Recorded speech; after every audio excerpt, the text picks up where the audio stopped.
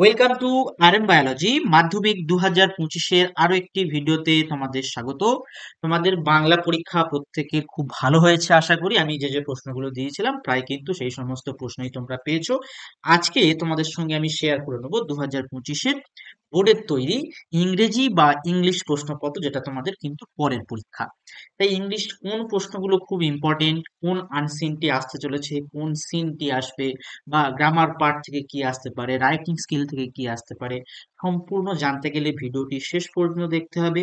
এবং যারা চ্যানেলে নতুন, চ্যানেলটি সাবস্ক্রাইব করে নিতে হবে বাকি সমস্ত সাবজেক্টগুলোর এরকম কোশ্চেন পাওয়ার জন্য। তো চলো ভিডিওটি শুরু করা যাক।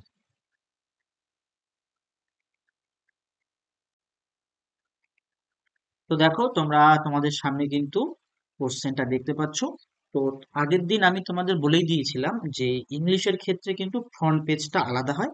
এটাই তোমাদের কিন্তু ইংলিশের ফ্রন্ট পেজ, যেখানে এই সমস্ত ডিটেলস তোমাদের পূরণ করতে হবে। আজকে তোমরা অলরেডি জেনে গিয়েছো কি করে পূরণ করতে হবে। তো রোল লিখতে হবে, নম্বর লিখতে হবে, নাম লিখতে হবে এবং রেজিস্ট্রেশন নাম্বার দিতে হবে। ওখানে সেন্টারটা, এই পার্টিকুলার জায়গায় যে সেন্টারটা আছে, তোমাদের যে ইনভিজিলেটর বা গার্ড থাকবেন তিনি বলে দেবেন, সেটা তোমরা কিন্তু লিখে নেবে। যদি আমরা এবার কোশ্চেনে চলে যাই, দেখো প্রথম পেজে আমরা পেয়ে যাই, একদম প্রথমেই যেটা তোমাদের থাকে মাধ্যমিকের যেটা নিয়ম, যে সিন পার্টটা থাকে। সিন পার্টে তোমরা দেখতে পাচ্ছ, most people think that the cat is a unintelligent animal, fond of ease and caring little to anything but mice and milk, but a cat has really more character than most human beings and gets a great deal more satisfaction out of life.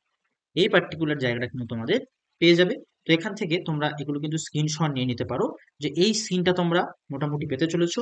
এবং তোমাদের এরকম কিন্তু পাঁচটা যে প্রশ্ন থাকবে, প্রথমে পাঁচটা রকম এমসিকিউ থাকবে, তারপর একটা তোমাদের শূন্যস্থান পূরণ থাকে, ফিল ইন দ্য ব্ল্যাঙ্ক থাকে, সেটা তোমাদের করতে হবে। তারপরে ট্রু আর ফলস থাকে, ট্রু আর ফলস তোমাদের করে নিতে হবে। এরপরে দেখো, read the poem and answer the question given below. তো এরকম একটা পোয়েম থাকবে, পোয়েমের পরে তোমাদের পোয়েমের জন্য একটা কোশ্চেন অ্যান্সারের যে পার্ট থাকে, সেই কোশ্চেন অ্যান্সারের পার্ট কিন্তু থাকবে। এটা হচ্ছে তোমাদের কোশ্চেন অ্যান্সারের পার্ট। দেখো দেয়া আছে snail sticks the something without fear. এই যে পার্টগুলো তোমরা কিন্তু অবশ্যই অবশ্যই করে কিন্তু করে নেবে, খুব খুব ভালো করে করবে। তারপরে রিডিং কম্প্রিহেনশন, আনসিন তোমরা প্রত্যেকেই জানো। তো এই আনসিনটা বেসিক্যালি, এটা আনসিনটা তোমরা এখান থেকে স্ক্রিনশট নিয়ে নিতে পারো। পুরোপুরি এই আনসিনটা তোমরা স্ক্রিনশট নিয়ে নিতে পারো। আনসিনে যেমন কোশ্চেন থাকে, এরকম ছটা কোশ্চেন থাকে এমসিকিউ টাইপের, সেরকম ছটা কোশ্চেন থাকবে। দেখো ছটা কোশ্চেন এখানে দেয়া আছে, তোমরা কিন্তু, আমি একটু পজ করছি এখানে, তোমরা স্ক্রিনশট নিয়ে নিতে পারো, স্ক্রিনশট নিয়ে নিও।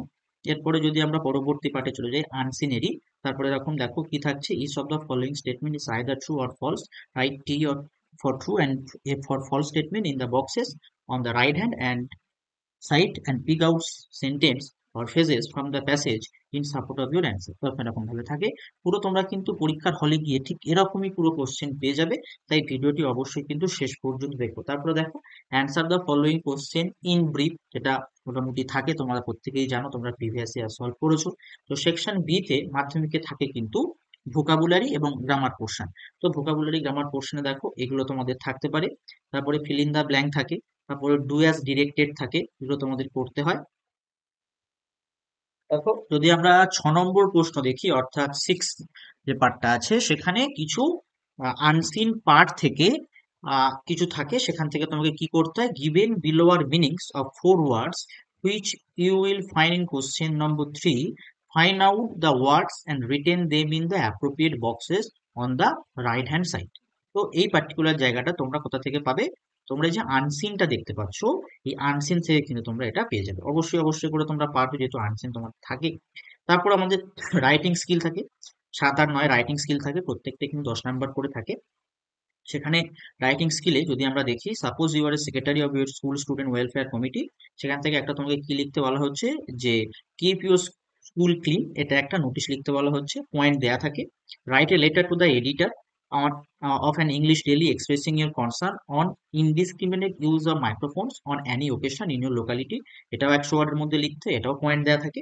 এবং শেষে একটা স্টোরি বলা আছে, write a story with the following points, add a little at the top of your story, সেটা পয়েন্টও দেওয়া থাকবে, তোমাদের কিন্তু লিখতে হবে। তো এরকম কোশ্চেন তোমরা পেতে চলেছো। যারা ভিডিওটি শেষ পর্যন্ত দেখলে অবশ্যই অবশ্যই চ্যানেলটি সাবস্ক্রাইব করে নিও, এবং যারা আজকে নতুন ভিডিও দেখছো অবশ্যই চ্যানেলটি সাবস্ক্রাইব করে নিও। চলো আজকের ভিডিওটি এই পর্যন্তই।